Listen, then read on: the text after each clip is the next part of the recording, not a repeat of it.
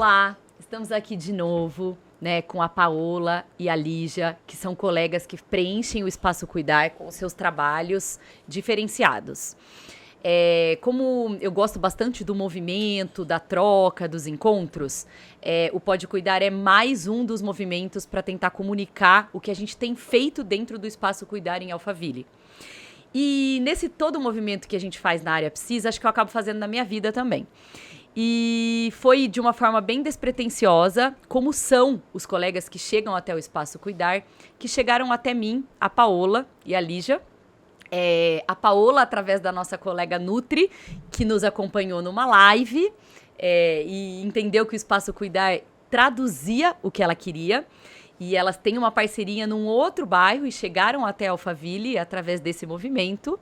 E a Lígia, através do meu condomínio, que mudou a vida toda para Alphaville e, de repente, uma baita bagagem, uma grande experiência, procurava um lugar para compartilhar o trabalho de fonoaudiologia que ela faz.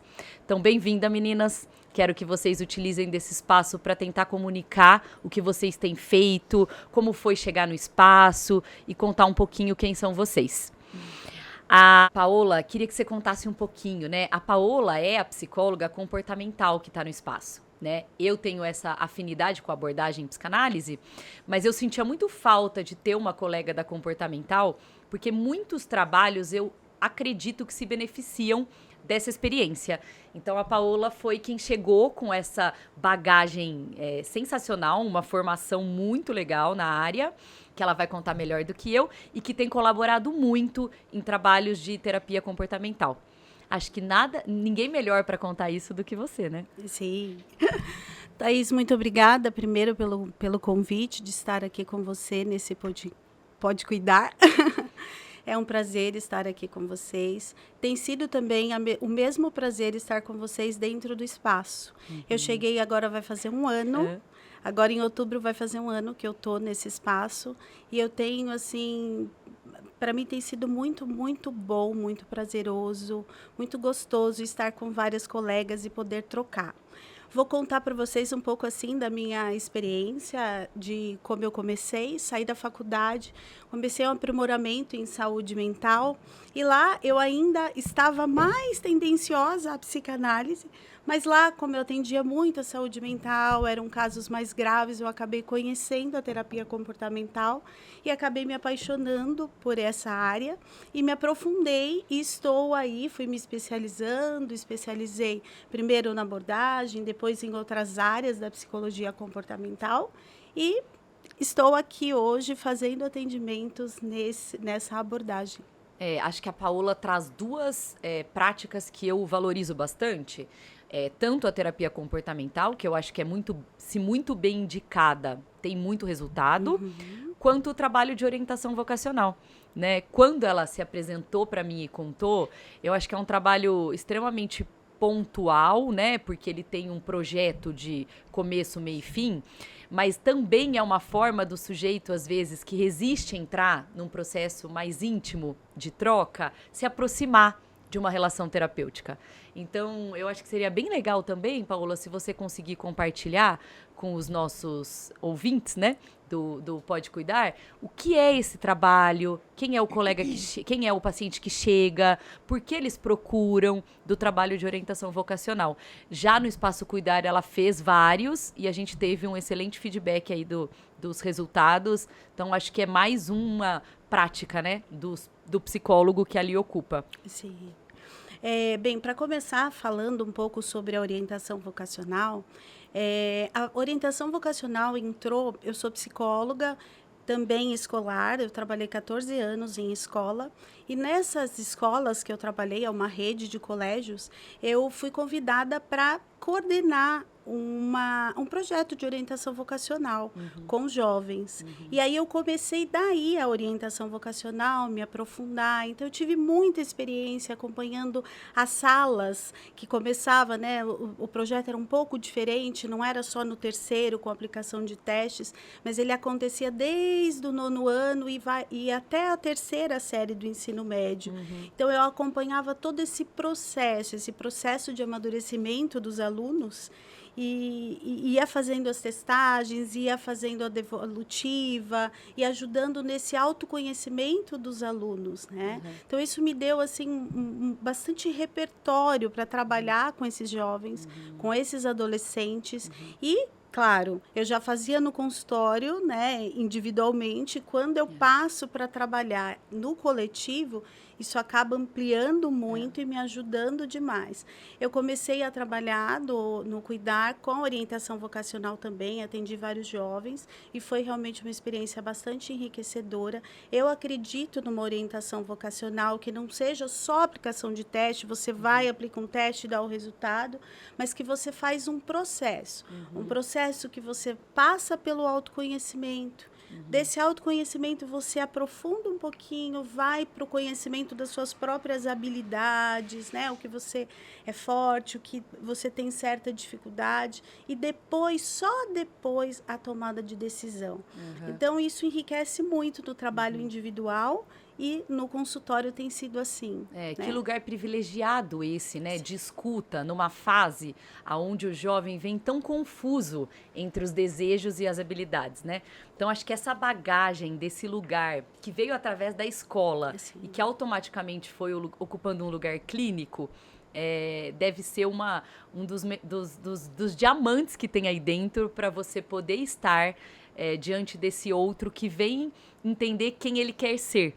Ainda não tão amadurecido para isso, né? Exatamente. Assim, eu digo que Nossa, é muito encantador, né? Você vê uma pessoa que não sabe o que quer, de repente vai se desenvolvendo, vai se encontrando. Na verdade, ele encontra a si mesmo.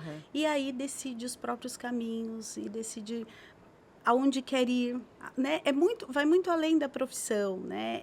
É se achar, é o que eu quero, qual o meu lugar identificar, né? Acho que legal ela ter trazido a experiência do teste, né? Como uma ferramenta, como um instrumento que talvez até dê nomes para aquilo que de alguma forma ainda não ocupa esse lugar. E trazer mais proximidade, né, com as palavras, com a linguagem, para ir entendendo quem ele quer ser. Sim. Né? Muito legal, obrigada aí pela sua contribuição. E falando em linguagem, acho que a Lígia é uma boa participante para contar para a gente, né, as questões relacionadas à linguagem. Quando a gente pensou na união das duas, foi meio aleatório, mas eu tinha essa intenção de fazer esse encontro daquele que existe e como é a linguagem na experiência dele para ele se apresentar. Então, Lígia, seja bem-vinda aí no mundo dos psis, como você já está há algum tempinho aqui comigo.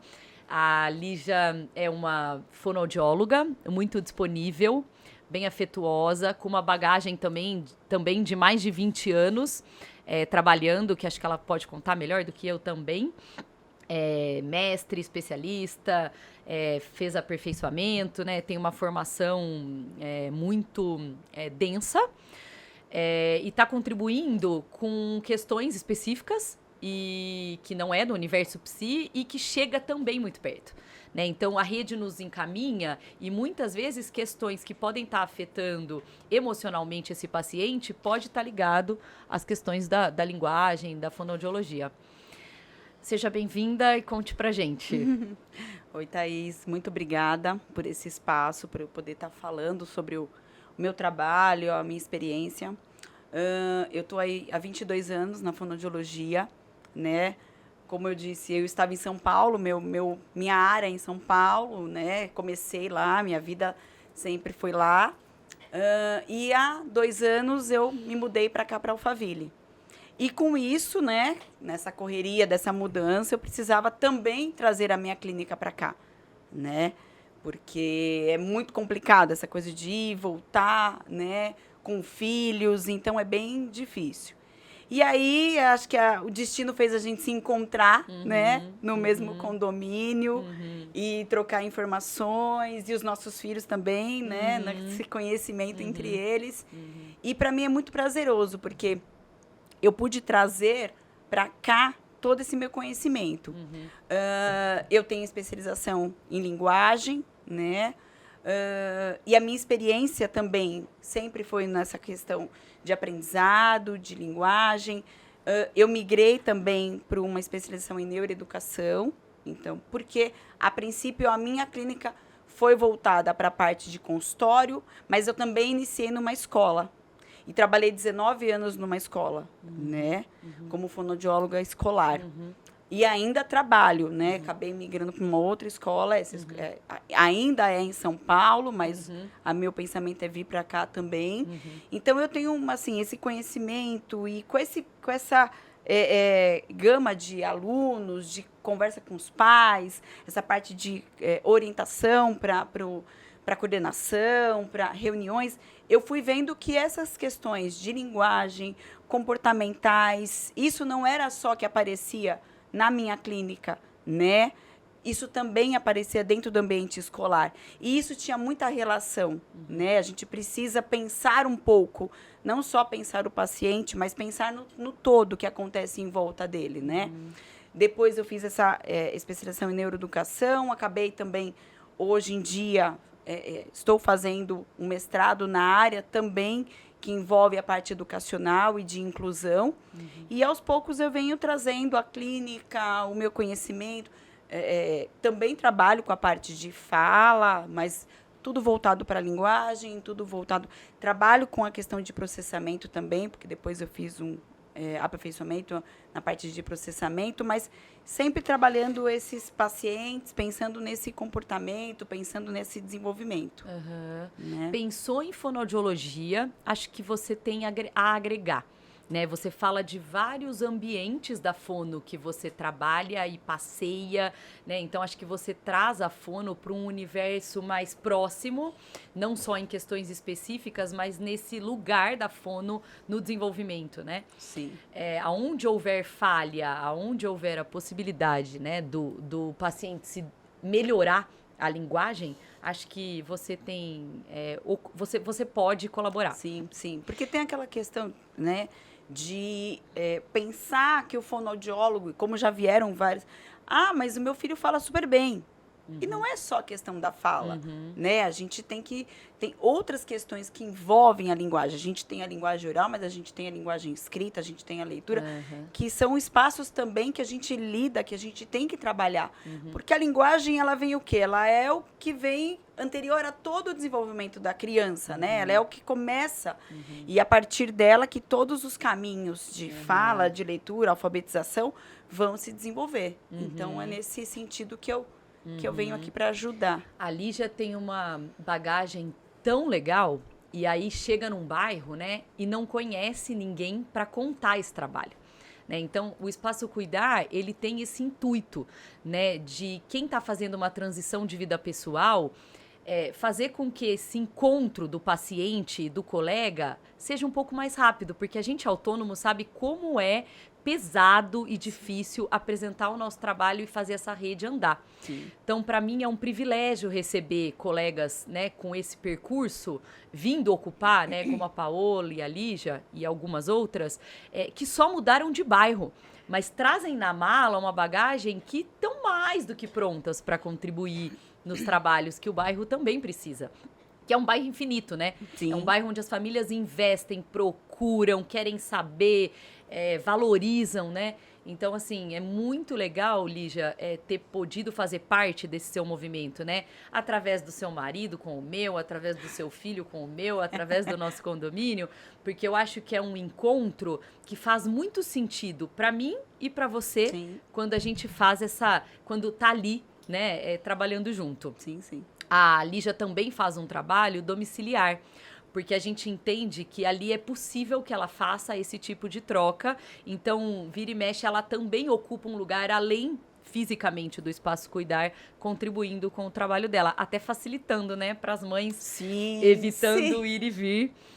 Que é uma possibilidade hoje que a gente sabe que judia aí de tanto movimento dos nossos, né? Sim. E falando nisso, acho que vocês trouxeram algo, né? Tanto no sentido da escolha, né, da orientação vocacional, quanto o poder da linguagem, para o sujeito desenvolver autonomia, né? Então, acho que é legal, elas trouxeram de um jeito muito lindo a conversa do tema autonomia na fonoaudiologia e no desenvolvimento infantil, que eu acho que vale a pena vocês compartilharem. Joia. Bom, a gente pensa o seguinte, né? Quando a gente pensa nessa questão da linguagem, a gente tem que pensar nessa criança desde pequena, né? Desde o nascimento, a gente vê que o desenvolvimento da linguagem da criança, ele vai ocorrer de acordo com o quanto ela é estimulada, né? O quanto ela é estimulada, o quanto aquele outro, que são o pai, a mãe, o ambiente, né? A família em si, porque também são crianças que às vezes ficam com os avós, são crianças que ficam às vezes na escola, o quanto esse ambiente que essa criança está introduzida vai estimular. Porque a criança, a princípio, ela faz uma repetição. Então, ela aprende pela repetição, né? E aí ela internaliza pela repetição. Quanto a gente... Então, a princípio, ela não reconhece nada e ela vai entrando nesse movimento e vai desenvolvendo essa linguagem a partir disso. E aí, o que a gente vê? Eu e a Paola, a gente vê na nossa clínica, né? Que essa criança chega, pensando ali no pequenininho, no bebezinho, depois com o desenvolvimento, que ela chega, às vezes, faltando algumas questões. Principalmente, a gente enxerga coisas de autonomia. Por exemplo, na minha área, hoje em dia, até principalmente depois da pandemia, um crescente número de crianças com atraso de fala, né? Gente, é legal pensar que a Paola e a Lígia, elas recebem crianças de 2, 3, 4, 5 anos, né? São crianças ainda num momento onde estão muito potentes, para que aquilo não se torne, se houver alguma questão no ambiente ou até propriamente da linguagem ou de comportamento, elas estão no melhor momento, né? Onde as conexões são muito rápidas, o avanço do tratamento é muito rápido, os estímulos fazem muito sentido, né? Então, acho que é legal contar que, nossa, ele é tão pequenininho, será que vale a pena ir buscar? Né? Eu recebo muita gente dos pediatras, né, que dizem, Thaís, acho que vale a pena olhar, né? Então... acho que as meninas estão bem preparadas para receber essa criança nessa fase de desenvolvimento, que é uma fase muito potente, né? Sim. E aí, o que a gente vai chegando, essas crianças, né? Ou com alguma troca, ou com alguma questão que ainda não fala. E aí, você vai observando, vai avaliando, e você vai vendo que as questões... sim, comportamentais, mas as questões de como essa criança é estimulada, de como essa autonomia dessa criança, mesmo de um pequenininho. Por quê? Porque a criança, o pequenininho, a autonomia vem né, de acordo com a sua faixa etária, a gente vai proporcionando autonomia para aquela criança, né? E a gente vai vendo que essas questões estão influenciando nesse comportamento. E, consequentemente, isso vai... movimentar, vai mexer com essa questão da linguagem, que isso vai interferir no desenvolvimento da linguagem, né? E uma parte muito legal que elas compartilharam é quando elas falam do ambiente, e o ambiente mãe, né? Que aí tem a ver muito com a minha experiência de olhar e de escuta em Winnicott, mas que eu acho que vocês trouxeram de um jeito genial para compartilhar. Esse ambiente mãe, essa relação com a mãe, essa relação, né, no contexto familiar, o quanto de fato está sendo convidativo para que a criança tenha autonomia. Então, acho que é legal vocês explorarem um pouquinho isso, porque a gente, no lugar de mãe, mal repara. A gente, de uma forma instintual e protetiva, muitas vezes tem comportamentos que podem estar ligados a essas questões e que a gente não consegue olhar, né? Então, acho que a Paola pode compartilhar quando chega. Bem, quando a gente fala de autonomia, essa relação com o ambiente, ela é muito importante, né? A superproteção, ninguém superprotege uma criança porque não quer acertar, né? Porque não quer proteger. Na verdade, a intenção da superproteção das mães e dos pais, dos cuidadores, dos avós, é proteger aquela criança de todo mal. Só que no sentido, quando isso passa, né, e vira uma superproteção, a criança acaba não sendo incentivada e não recebendo o estímulo que ela necessita para ela testar a autonomia dela e testar o que ela é capaz de fazer, né? Isso acaba deixando a criança cada vez mais dependente, né? Ao invés dos pais acabarem por incentivar a autonomia e incentivar a liberdade, né? Incentivar que ela se teste a si mesmo, o pai acaba super protegendo e impedindo esse movimento natural e vivo dentro desse processo de autonomia, né? É importante falar de autonomia como esse processo, um processo vivo que ele vai se dando, né, Lígia? Nós conversamos bastante sobre isso. Esse processo ele vai se dando, ele vai acontecendo e vai sendo necessário. A criança, na verdade, ela aponta para os pais, muitas vezes para a mãe, para o pai, para os avós, para os cuidadores, qual é o próximo passo. Mas por medo, por receios, né, por medo de ver a criança sofrer, o pai, a mãe, o cuidador freia e impede que essa criança avance. Então, isso é algo muito importante e muito sério. Por quê? Porque vai trazer consequências não só na vida da criança, mas na vida dessa criança quando ela crescer, no adulto. E hoje nós vemos isso muito seriamente em nossos consultórios. Né? Acho que automaticamente a linguagem também fica afetada. Sim, com certeza, porque o que acontece, né? Como eu já falei, a questão de o quanto você estimula essa fala dessa criança vai de encontro também o quanto você dá autonomia para essa criança, né? De que forma? Como que você vai dar? Aquela criança que, a princípio, está desenvolvendo a fala e ela aponta, que inicialmente é o que a criança vai fazendo, apontando.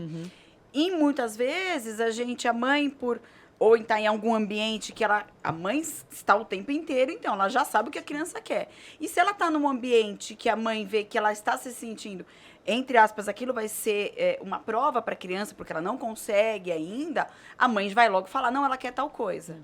Ela quer falar tal coisa, é aquilo que ela quer. E aí o que vai acontecer? É aí que entra a questão de você não trabalhar essa autonomia na linguagem. E aí a criança, isso é tudo inconsciente, a criança acaba se colocando naquele lugar, né, de que, não, eu tenho alguém que fale por mim, né, e totalmente inconsciente. E eu vejo isso da mãe também. Muitos casos, as mães, elas estão, né, vamos falar mãe, pai, avô, é mais para querer ajudar. Então, chegam muitos casos e falam, ai, doutora, então eu falo... Porque o que acontece? Eu falo por ele, porque eu sei que às vezes ele não vai conseguir, ninguém vai entender, ou ninguém... Mas é inconsciente. A criança também, esse lugar que ela se coloca do não conseguir, é totalmente inconsciente. Mas ela vai crescer, né? E se a gente não trouxer ela para um outro lugar, um lugar de desenvolvimento, um lugar de uma criança que um lugar de uma criança que apontou e que você a princípio nomeou, e num segundo momento você questionou sobre o que é aquilo, aí a gente acaba dificultando esse processo.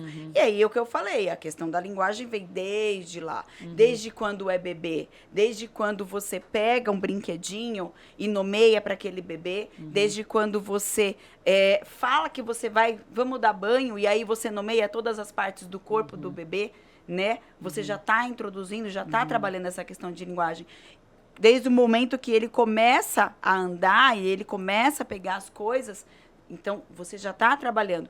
E à medida que ele vai passando pelas fases da fala, né, o balbucio, a lalação, as partes de vocábulo, e aí você vai dando sentido a tudo aquilo que ele vai falando. Eu acho que o que a Lígia também está trazendo, né, é uma orientação. A Paola chama, né, a orientação vocacional, a orientação aos pais, orientação à família, né? Então, é muito legal, Lígia, essas dicas, né, que parecem ser parecem simples, mas que vão compondo, né, a experiência da fala, das palavras, da linguagem, na troca do próprio ambiente. Será que esses estímulos não podem estar em casa mesmo, né?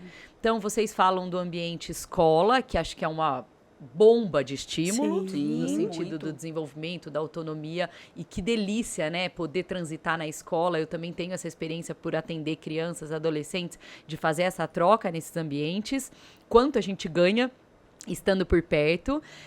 Que delícia poder estar perto dessas famílias, trazendo essas formas de funcionar de um jeito muito... que orienta mesmo e que tem grandes ganhos. Que talvez as famílias nem pensem, né? E acho que projetos como esse podem ser melhor explorados. Sim. Eu fico pensando, né? E já conversei com as meninas nesse sentido, do quanto a gente não tem projetos prontos no consultório para propor para o bairro e também fora do bairro, né? Projetos de alfabetizar essas emoções, essas palavras, essas linguagens, essas partes, né? Então, o quanto a gente tem para oferecer projetos de alfabetização, de conscientização, de orientação para quem chega perto do Espaço Cuidar. Sim, então, acho que esse é o objetivo também, de alguma forma, não só em ambientes dentro da parede, do próprio consultório, do treino, da prática, é a gente informar essas famílias de movimentos que a gente pode fazer que auxiliam muito no processo do desenvolvimento infantil. Sim, sim. Eu acho que a gente... essa coisa da gente poder passar para esses pais coisas de orientações, porque são coisas simples, né? Que pode estar na mão deles, né? Que pode estar na mão deles, eles não vão precisar sentar meia hora. É o que eu falo para as mães, né? A gente não precisa sentar meia hora ali, colocar a criança sentada, olhando para a cara dela e pedindo para ela repetir. Não é isso. É todo o tempo que você está ali. Porque hoje a vida de todo mundo é corrido, né? A gente não consegue. Mesmo a questão do brincar, mesmo a questão, né? É importante, sim, mas a gente sabe que hoje as mães trabalham. Hoje as mães também têm que estar no mercado de trabalho muito efetivos, né? Como a gente, né? Como a gente, né? Então, essa questão, assim, enquanto você está ali com o seu filho, ou você está fazendo comida, ou você está fazendo alguma coisa, você está nomeando, você está classificando, você já está estimulando. Mas, às vezes, é importante, até pensar nesses projetos que auxiliem essas mães, porque às vezes elas ficam perdidas, né? Mesmo com tanta informação, a sensação que dá é que se eu não tiver uma pausa para olhar isso, né, para olhar sob esse ângulo, sobre um suporte técnico de um colega, de uma profissional da área, parece que fica ainda despercebido. Sim, né? sim. Então, acho que é bem legal a gente amadurecer essa ideia e trazer também para o Espaço Cuidar um projeto de informação e orientação, onde o comportamento e a linguagem se encontram, favorecendo aí a autonomia, né?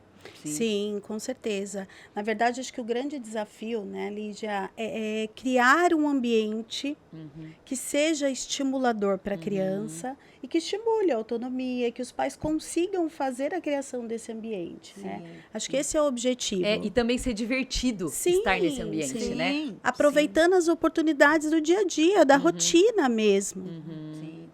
Porque ao mesmo tempo acontece, você trabalhando, né, entre aspas, com a criança, você vai fazer o movimento na questão comportamental, né? E dessa criança, ela sendo estimulada, ela vai mudar o seu comportamento automaticamente, né? E isso vai ajudar em tudo, na questão do desenvolvimento de fala, pensando numa questão de alfabetização, porque a gente acha que, deixa ele ainda é pequeno, mas a gente também tem que pensar lá na frente, na alfabetização, preparar. E aí, acho que vem de encontro tudo, né? Aí vem a autonomia, vem o comportamento, vem coisas que, na nossa clínica, nós duas temos isso muito em comum, e eu acho que isso é muito, né? Hoje a gente conversando juntas, vimos que isso tem muita relação, que é uma coisa casando com a outra, onde a fonoaudiologia e a psicologia, e eu acredito nessas parcerias, nessas discussões, de que isso auxilia, lógico, no objetivo no desenvolvimento, mas essa relação vai ajudar, porque a gente vai mexer com tudo. Ela pensando nessa questão de comportamento, eu pensando na questão da linguagem, ela também introduz essa parte de linguagem, então acho que é tudo isso, né? Que lindo, né? Acho que o Espaço Cuidar possibilita esse ambiente de troca e de possibilidade de desenvolvimento que é infinito. Sim. Né? Meninas, obrigada por terem disponibilizado o tempo de vocês. Obrigada pela confiança, né, em me procurar para fazer parte aí dessa trajetória. Eu fico bem lisonjeada em ouvi-las e atrair para perto de mim pessoas que com tanta bagagem de trabalho e de vida, né, e que eu acho que funcionam de uma forma muito parecida, sem cada uma, né, estando numa parte da cidade, de um lugar, né. Então, assim, para mim é muito legal recebê-las. Para mim é muito legal fazer parte aí desse momento da trajetória de vocês e vocês da minha. Então fica aí meu agradecimento por estarem preenchendo o Espaço Cuidar com trabalhos tão comprometidos e tão generosos, que eu acho que a Alphaville todo agradece. Obrigada a você, Thaís. Obrigada por esse espaço pra gente passar o que é a nossa clínica e a importância que a gente faz aqui dessa multidisciplinaridade, né? Que Legal. eu acho que é importante. Juntos vamos mais longe. Sim, Sim, com com certeza. certeza. Obrigada. Até mais. Até.